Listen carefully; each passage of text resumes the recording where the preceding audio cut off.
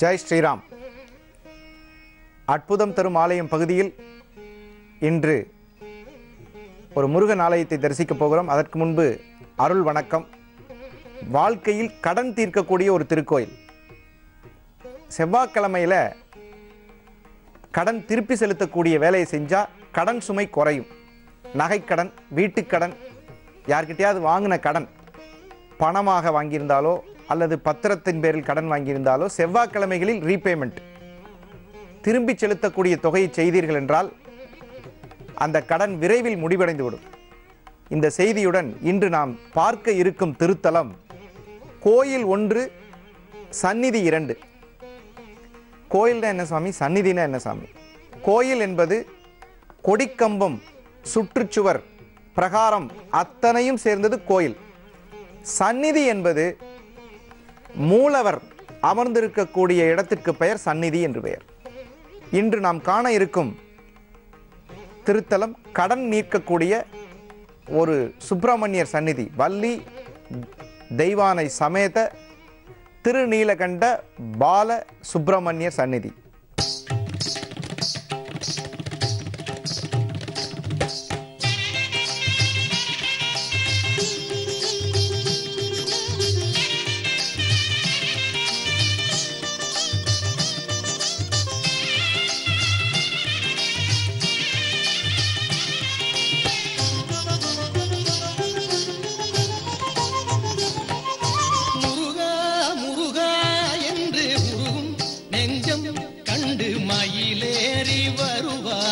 வடிவேலனே முருகா முருகா என்று உருகும் நெஞ்சம் கண்டு மயிலேறி வருவாயே வடிவேலனே.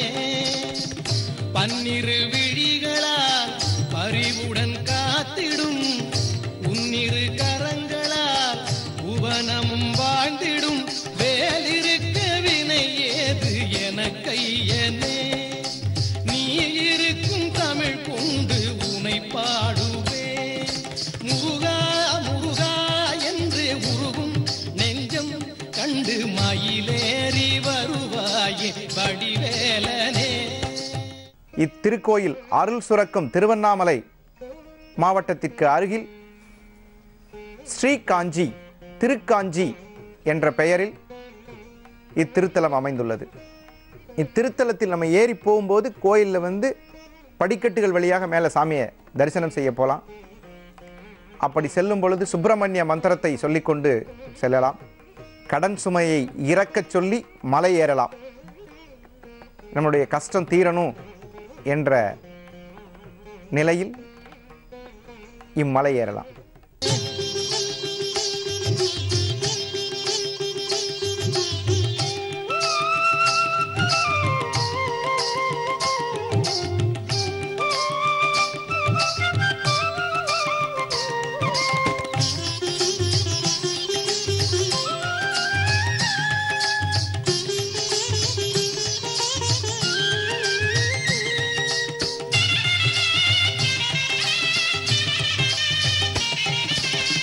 காலனும் கலங்குவான் வேலனை பார்க்கவே பக்தியின் முகம் காட்டி அருள்வாயையா.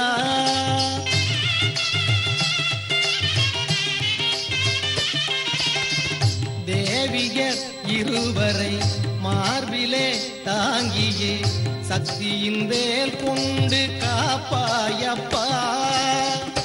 அன்பரின் வாழ்விலே அருள் தந்த ஜோதியே என்னிடும் போதிலே என் முன் தோன்றியே. அன்பரின் வாழ்விலே அருள் தந்த ஜோதியே என்னிடும் போதிலே என் முன் தோன்றியே. கருணையை தந்து காத்திடும் தெய்வம் உனை என்று விழியும் பார்த்ததில்லை.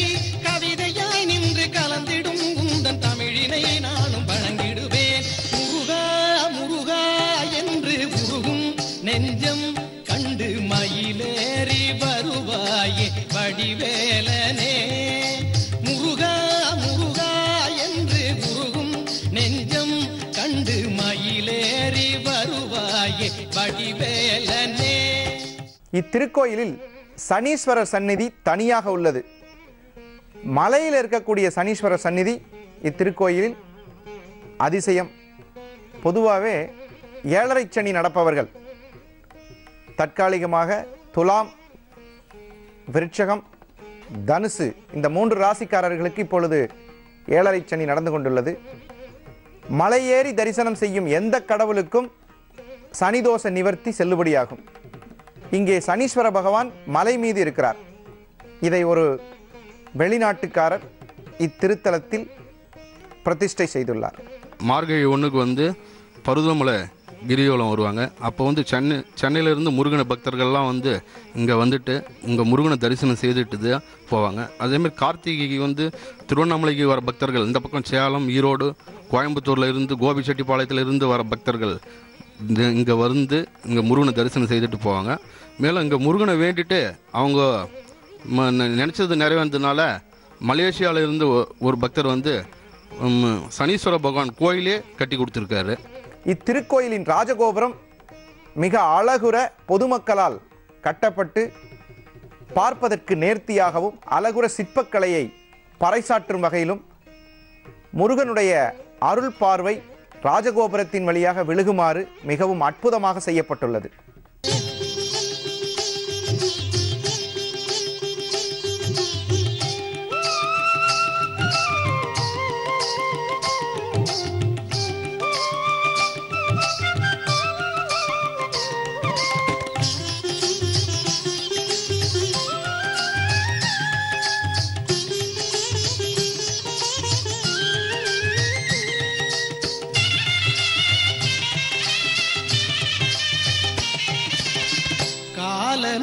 கலங்குவான் வேலனை பார்க்கவே பக்தியின் முகம் காட்டி அருள்வாயையா.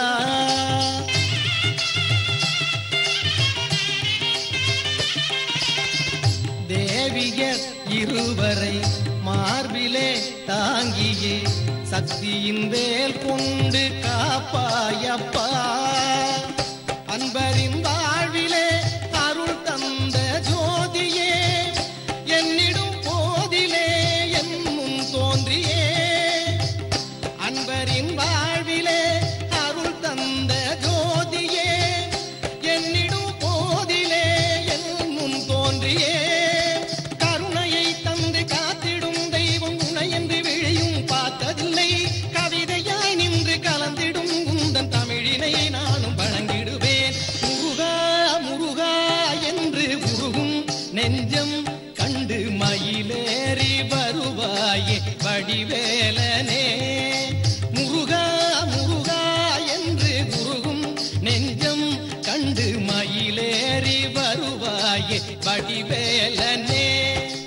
இந்த ராஜகோபுரம் வந்து 1996 வந்து கட்டினது. இளைஞர்களின் பெரும் முயற்சியால், பெரியவர்களின் ஆதரவோட, ஊர் பொதுமக்கள் எல்லாம் சேர்ந்து கட்டினது.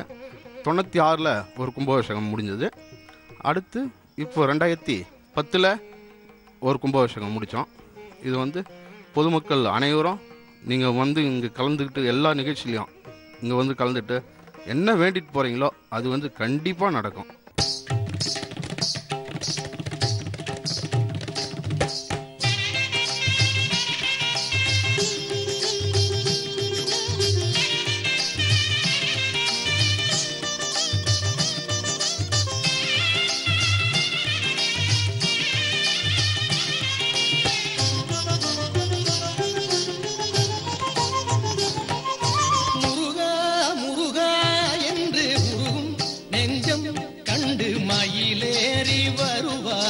வடிவேலனே. முருகா முருகா என்று உருகும் நெஞ்சம் கண்டு மயிலேறி வருவாயே வடிவேலனே. பன்னிரு விழிகளால் பரிவுடன் காத்திடும் உன்னிரு கரங்களால் புவனமும் வாழ்ந்திடும் வேலிருக்க வினை ஏது என கையனே. நீ இருக்கும் தமிழ் கொண்டு உனை பாடுவே. முருகா முருகா என்று உருகும் நெஞ்சம் கண்டு மயிலேறி வருவாயே வடிவேலனே. முருகன் ஆலயத்தில் பிரகாரம் மிகவும் சிறப்பாக இருக்கும். இந்த பிரகாரத்தை சுற்றி வர்றது ஒரு பெரிய வரப்பிரசாதம். இந்த பிரகாரத்தை சுற்றும் பொழுது ஓம் சரவணபவா என்ற மந்திரம் எல்லோருக்கும் தெரிந்த மந்திரம். இதை சொல்லலாம். இன்னைக்கு நம்ம அற்புதங்கள் தரும் ஆலயம் பகுதியில் முருகனுடைய மூல மந்திரம் என்று சொல்லக்கூடிய ஒரு ரகசியம் அறிந்த பாடலில் புதைக்கப்பட்டுள்ளது. கந்தகுரு கவசம் என்று நாம் கேள்விப்பட்டிருப்போம்.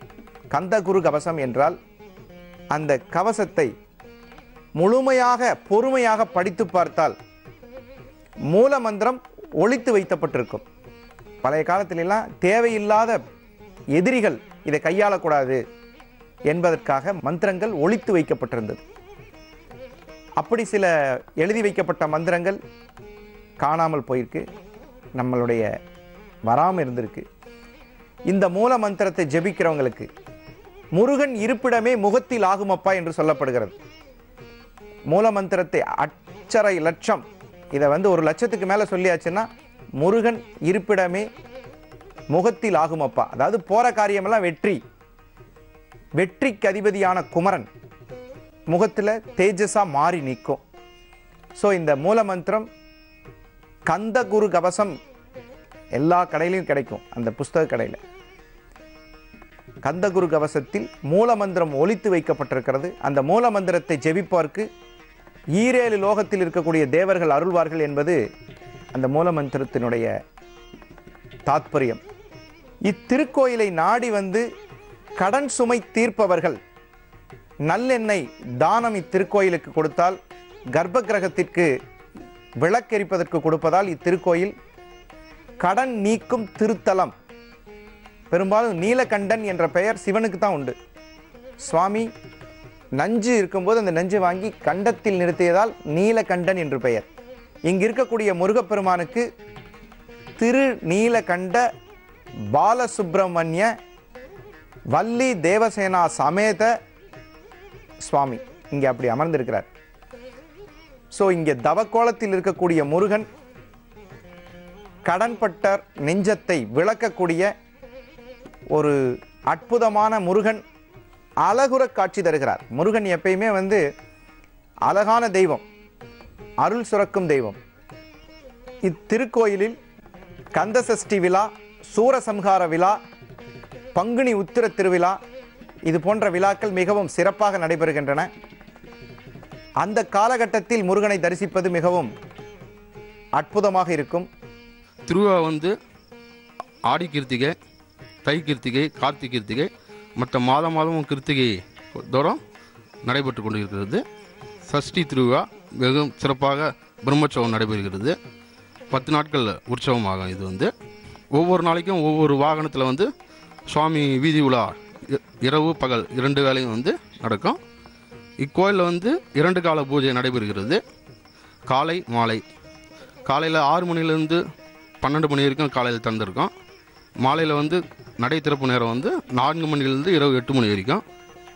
இக்கோயில் திருவண்ணாமலை டு சங்கமேரியில் 20 கிலோமீட்டரும், இந்த பக்கம் போனீங்கன்னாக்கா போலூர்லேருந்து 26 கிலோமீட்டரும், செங்கத்துலேருந்து இந்த பக்கம் வந்தாக்கா 20 கிலோமீட்டர் நடுவில் இருக்குது.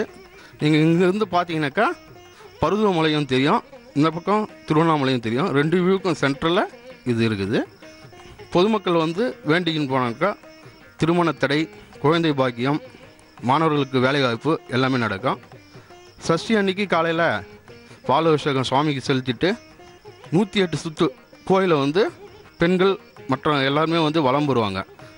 வலம் வரும்போது 108 சுற்று சுற்றுனாங்கனாக்கா அவங்க நினச்சது கண்டிப்பாக நிறைவேறும். அடுத்த சஷ்டிக்குள்ளார அது நிறைவேறும்.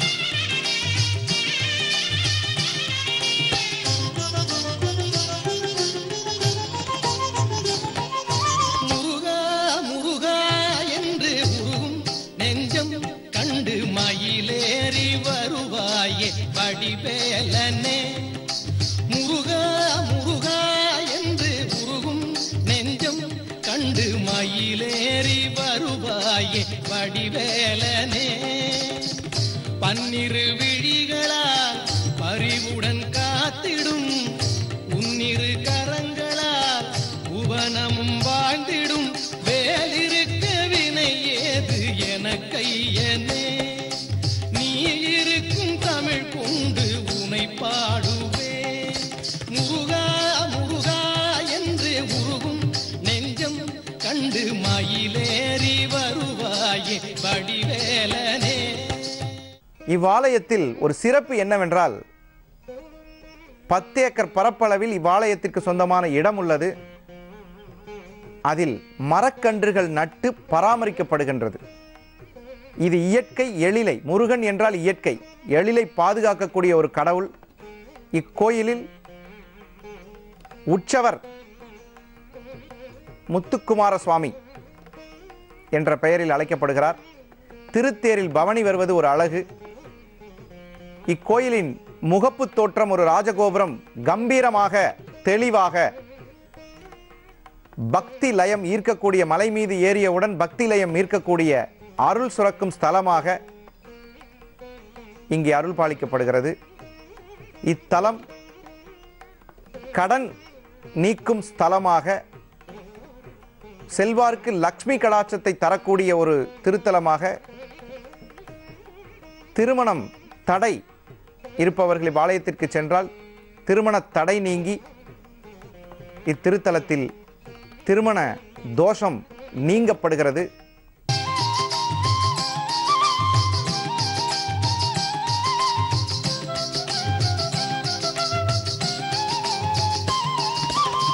கனலிலே வந்தவன் கதிர்முகம் கொண்டவன் கார்த்திகை பெண்ணோடு உறவானவன்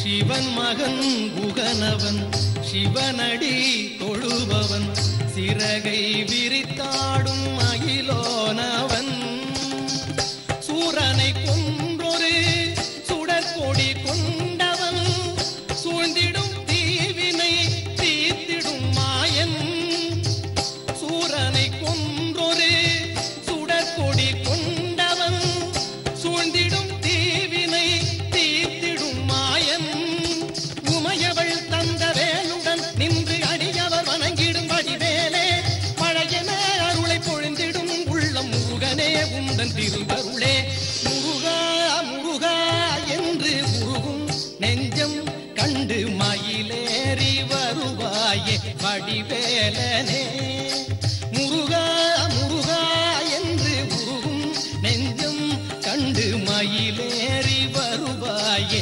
வடிவேலனே பன்னிரு விழிகளால் பரிவுடன் காத்திடும் உன்னிரு கரங்களால் புவனமும் வாழ்ந்திடும் வேலிருக்க வினை ஏது என கையனே நீ இருக்கும் தமிழ் கொண்டு உனை பாடுவேன் முருகா முருகா என்று உருகும் நெஞ்சம் கண்டு மயிலேறி வருவாயே வடிவேலனே முருகா முருகா என்று உருகும் நெஞ்சம் கண்டு மயிலேறி வருவாயே வடிவேலனே. சில பேருக்கு இரவில் உறங்கும் பொழுது இறந்தவர்களுடைய கனவு வரும். இதற்கு பெயர் பிரேத்த சாபம் என்று பெயர். கூப்பிடுற மாதிரி இருக்கு, கஷ்டமா இருக்கு, எங்களால் இதை ஜீரணிக்க முடியல, திடீர்னு நைட்டில் எழுந்திரிச்சிட்டு புலம்புறவங்க நிறைய பேர் இருக்காங்க. அந்த இறந்தவர்களுடைய கனவு வராமல் இருப்பதற்கு ஒரு சிறிய ஜோதிட தகவல். வெண்கடுகு என்று நாட்டு மருந்து கடையில் கிடைக்கும். மஞ்சள் துணியில் அதை வாங்கி நிலவு நம்மளுடைய வாசப்படி முன்னாடி போகிற இடத்துல ரைட் சைடில் வெண்கடுகு வாங்கி மஞ்சள் துணியில் கட்டி வைத்தால் இந்த மரண பயம் என்று சொல்லக்கூடிய நம்மளுடைய தாத்தா பாட்டி சித்தப்பா இவங்க இந்த யாராவது இறந்திருந்தாங்கன்னா அவர்களுடைய கனவுகள் நம்மளை தொல்லைப்படுத்தாது. நிலவுங்கிறது வாழ்க்கையில் நல்ல விஷயங்களை கடந்து போகிறதுக்கும் கெட்ட விஷயங்கள் அதை கிராஸ் பண்ணி வர்றதுக்கும் ரொம்ப ரொம்ப முக்கியமான ஒரு இடம். அந்த இடத்தில் தினமும் பூஜை ஊதுபத்தி. பழைய காலத்துலலாம் பார்த்தீங்கன்னா ஒரு 60-70 வருஷத்துக்கு முன்னாடி பார்த்தீங்கன்னா சாணி போட்டு மெழுகிறது, வாசப்படியை ரொம்ப சுத்தமாக வச்சுருப்பாங்க. பெண் பார்க்க போகும்பொழுது வாசப்படியை பார்த்துட்டு பொண்ணை பார்க்காம வந்துடுவாங்க.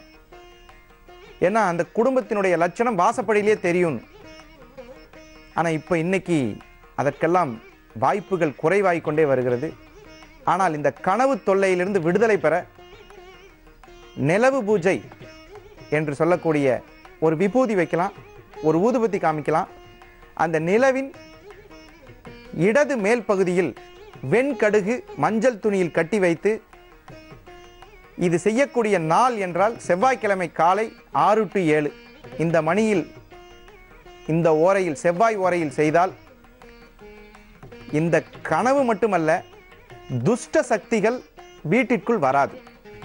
துஷ்ட சக்திகள் என்று சொல்லக்கூடியது அடுத்தவர்களுடைய கண் பார்வை, திருஷ்டி, நம்மளுடைய தூக்கமின்மை, இந்த பிரச்சனைகளிலிருந்து விடுதலை பெற இந்த ஆன்மீக தகவலை தெரிந்து கொண்டு மகா சுப்பிரமணியரை தரிசனம் செய்து வாழ்வில் இருக்கக்கூடிய இடர்போக்கும் கடன்களை நீக்கி லக்ஷ்மி கடாட்சமாக சுபமாக வாழ்வதற்கு எல்லாம் வல்ல இறைவனை நீலகண்ட பாலசுப்பிரமணிய க்ஷேத்திரத்தை தரிசித்து மகிழ்ந்தோம். மீண்டும் நாளை காலை அற்புதம் தரும் ஆலயம் பகுதியில் வேறு ஒரு ஆலயத்தில் தரிசனம் செய்ய காத்திருப்போம். நன்றி, வணக்கம்.